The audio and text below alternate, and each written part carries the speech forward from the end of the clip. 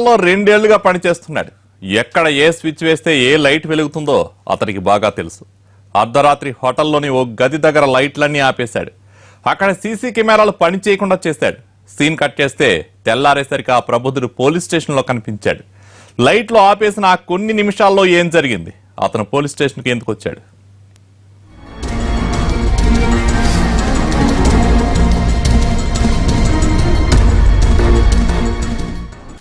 హైదరాబాద్ ఎల్బీనగర్లోని సితారా హోటల్లో తెల్లవారుజామున కలకలం రేగింది. అక్కడే స్టే చేసిన ఓ యువతిపై హోటల్ ఉద్యోగి శేఖర్ అత్యాచార యత్నానికి పాల్పడటం సంచలనం సృష్టించింది.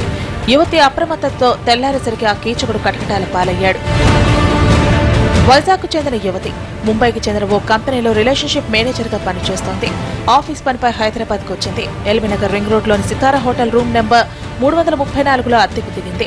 సోమవారం ఉదయం 9 గంటలకు రూమ్కొచ్చిన యువతి కాసేపు రిలాక్స్ అయి ఎన్టీఆర్ నగర్లోని ఆఫీస్కు వెళ్లి సాయంత్రం తిరిగి హోటల్కు వచ్చింది.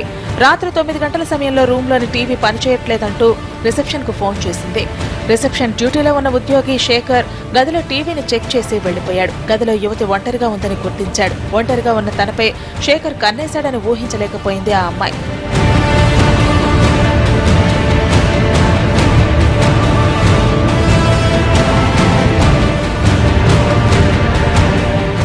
మంచి నిద్రలో ఉన్న యువతికి తెల్లవారుజామున 3 గంటల సమయంలో ఏదో అలికిడితో నిద్రలేచింది. ఇంతలో ఓ వ్యక్తి ఆమెపైకి వస్తూ అసభ్యంగా ప్రవర్తించడం స్టార్ట్ చేశాడు. ఏం జరుగుతుందో తెలియని ఆ యువతికి మైండ్ బ్లాంక్ అయింది. అతగాడెవరో చూద్దామన్నా కరెంట్ లేకపోవడంతో రూమ్ అంతా చీకటిగా ఉంది. ఇక చేసేది లేక విదిలించుకుని గట్టిగట్టిగా అరుస్తూ బయటకు పరుగులు తీసింది.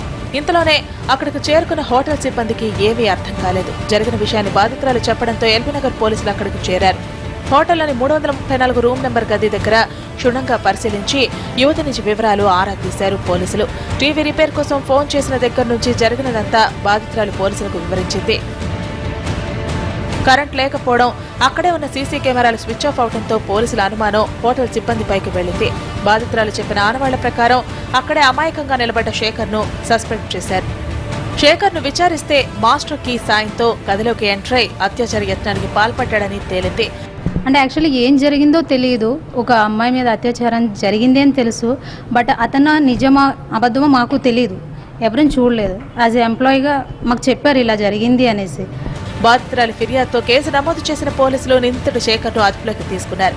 శేఖర్కు ఎవరైనా హోటల్ సిబ్బంది సహకరించారా అన్న కోణంలోనూ దర్యాప్తు చేస్తున్నారు.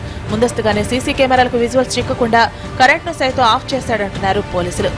నిన్న ఉదయం 10 గంటలకు సితారా హోటల్కి వాళ్ళ కంపెనీ పని మీద డ్యూటీకి వచ్చింది. ఇక్కడికి వచ్చి నిన్న సాయంత్రం 5 గంటలకు మళ్ళీ హోటల్కి వెళ్ళి నైట్ పండుకొని 11 గంటలకి రూమ్ లాక్ చేసుకొని పండుకున్నది.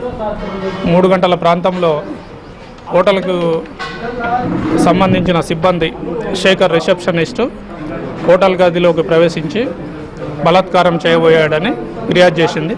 దాని మీద కేసు రిజిస్టర్ చేసుకుని దర్యాప్తు చేస్తున్నారు. సీసీ కెమెరాలు కరెంటు స్విచ్ ఆఫ్ ఉన్నది ఆ టైంలో.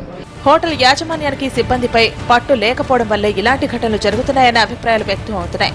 ఎల్బీనగర్లోని సితారా హోటల్లో గది అద్దెకు తీసుకోవాలంటేనే మహిళలు భయంతో వణికిపోయే పరిస్థితి వచ్చింది.